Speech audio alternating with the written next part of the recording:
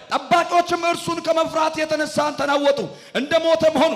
መልአኩም መልሶም ሴቶችም አላቸው እናንተ አትፍሩ፣ የተሰቀለውን ኢየሱስም እንድትሹ አውቃለሁና እንደተናገረው ተነስቷል፣ በዚህም የለም። የተኛበትም ስፍራ ኑና እዩ፣ ፈጥናችሁም ሂዱና ከሙታንም ተነሳ፣ እነሆ ወደ ገሊላም ይቀድማችኋል፣ በዚያም ታዩታላችሁ። ከዛ በፍርሃትና በታላቅም ደስታም ፈጥኖም ከመቃብሩም ሄዱ፣ ለደቀ መዛሙርቱም ሊያወሩ ሮጡ።